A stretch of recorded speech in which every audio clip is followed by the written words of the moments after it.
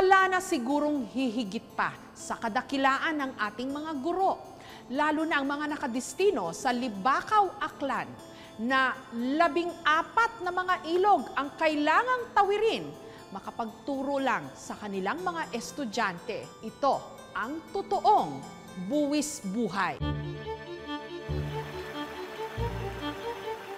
Ang tubig at ilog ay buhay. Pero pwede rin itong makamatay.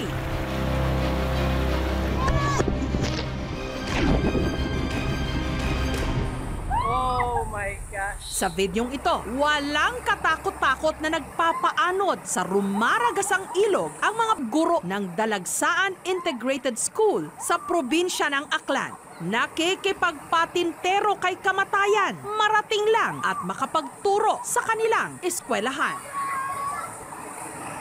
Katatapos lang daw noong manalasa ni Bagyong Ompong, kaya malakas ang agos ng ilog. Kaya nagpaanod na lang sila sa tubig para lang makatawid. Alas 5 pa lang ng madaling araw, nasa bus terminal na sina Teacher Leonelyn, Raquel at Tiffany. Bumiyahe sila papunta sa bayan ng Libakaw.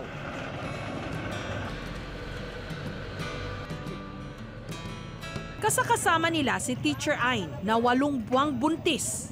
Para proteksyonan ang kanilang mga gamit, pinagbabalot nila ang mga ito ng plastic. Dodoblehin po yan and then ilalagay po sa sako para hindi po siya pasukin ng tubig. Sunod na sumakay ng habal-habal sina Ma'am.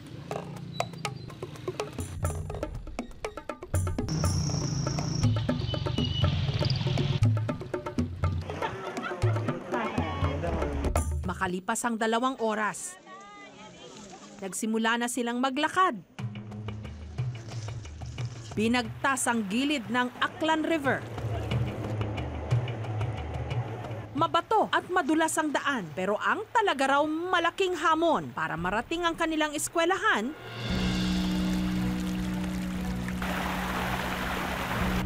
kailangan nilang tawirin ang ilog na ito ng 14 na beses. Ang pagtawid sa Aklan River, grabe yung current ng tubig. Pag mahina yung guide mo, pwede kayong maanod. Minsan marami kaming pasa, yung mga kuko na sisira. Nung unang beses kong nakapunta dito, sumakit po yung paa ko, yung buong katawan ko. Tapos nung gabi, umiyak ako dun sa kwarto. Sa una, mababaw lang ang tubig.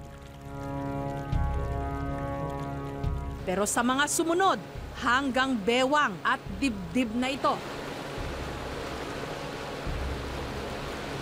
Sa lakas ng agos, si Teacher Theo umahon nang wala na ang isang sapatos. May attendan kaming doon ng mga DepEd sa Kalibo. Kampante naman kami makatawid kasi balsa. Nung nasa gitna na kami, biglang tumaob yung balsa. Hindi kami makalabas yung ulo namin kasi nakaharangan kami ng balsa. So ginawa ko, sumisid ako sa ilalim ng tubig, patawid. Sa kalagitnaan ng paglalakad, si Teacher Raquel naman natapilok. Walang life vest ang mga guro. Wala man lang din silang taling makakapitan sa pagtawid. Isang maling hakbang lang, pwede silang mauwi sa kapahamakan. Ang kanilang diskarte, magkapit-bisig at sabay-sabay tumawid.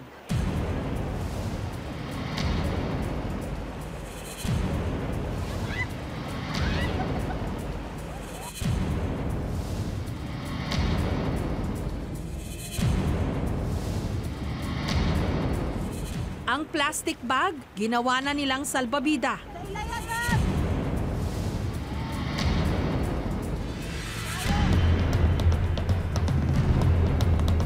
Habang ang iba, inaakay ng guide.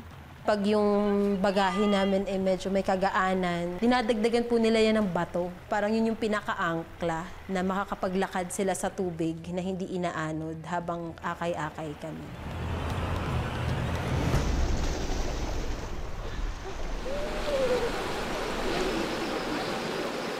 Si Teacher Ain, kahit 8 buwan ng buntis, sige pa rin sa pagtawid sa ilog. Todo alalay sa kanya ang guide na si Gab, na kasintahan pala niya. Imbis na yung i-guide niya, si Ma'am Joanna, ako yung pinipili niyang i-guide. iigang-iban ko siya, pinaglulutuan, pinaglalaba, tapos sinahatid yun doon sa kanila. Pero sa haba ng lakaran at dami ng tawiran, may mga puntong si Teacher Ain na paupo na lang sa pagod. Kailangan na magpahinga.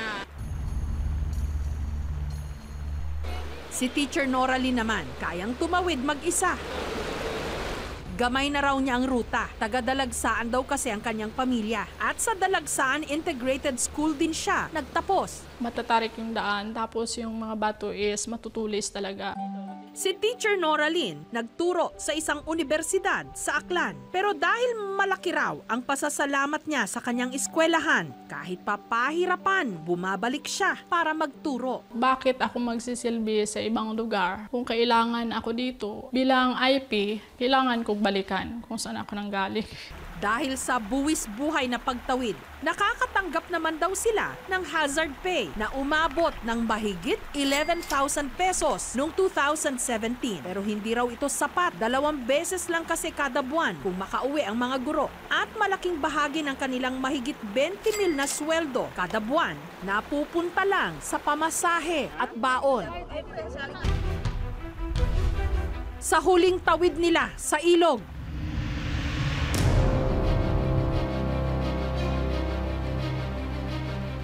lagpas tao na ang tubig.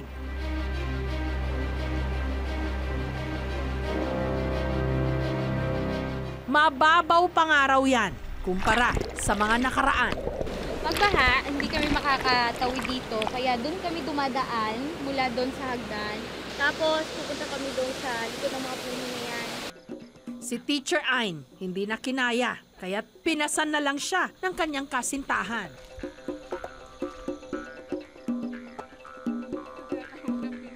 Pasado 6:00 na ng gabi nung narating nila ang Dalagsaan proper.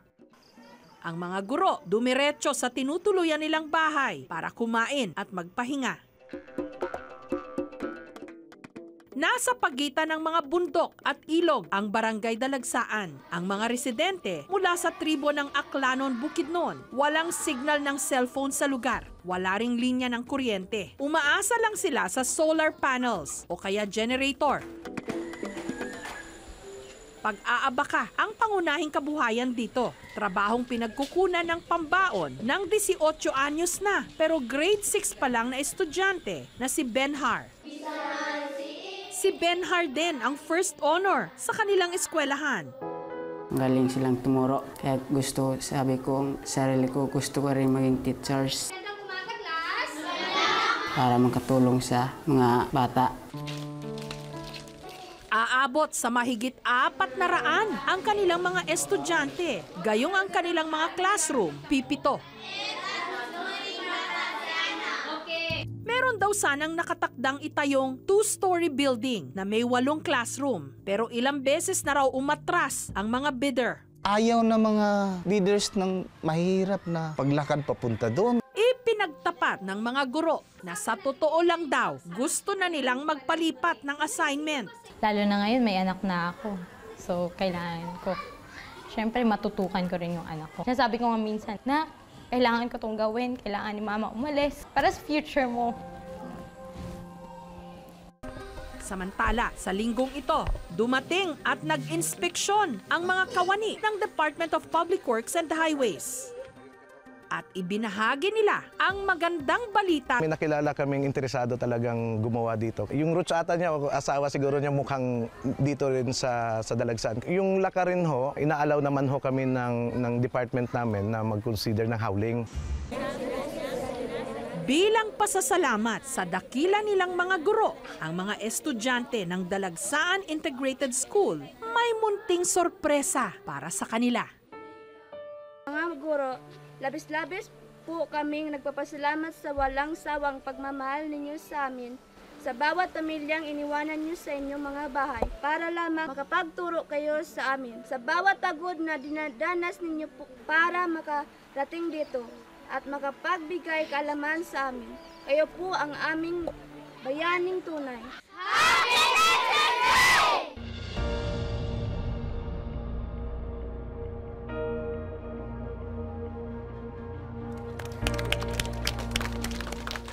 marami man pa kaming pagkukulang, napakalayo ng distansya ng bahay namin tsaka dito. Alam naman nila kung ano yung sakripisyo at tsaka pinagdadaanan namin dito. 3 taon na raw ang nakararaan nung nagbigay ang local government ng Libacao ng life vests para sa mga teacher. Yung mga guro na naka-assign doon dati, provided with the life vests, nabigyan doon, pero transfer na sila pababa.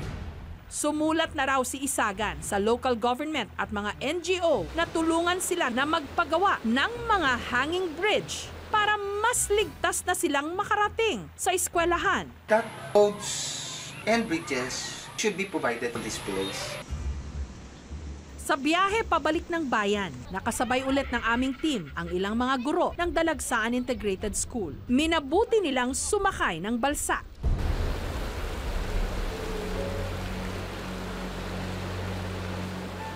Pero ilang saglit lang, nangyari ang kinatatakutan. Tumaob ang balsa ng officer in charge ng eskwelahan.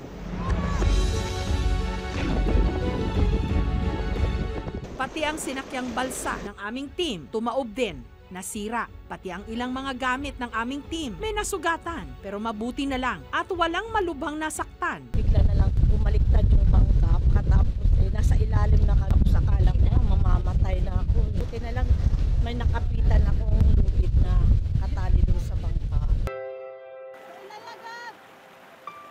Walang duda, tunay na bayani ang mga gurong ito. Pero sana, hindi na nila kailangan pang magbuwis ng buhay para lang makapagturo.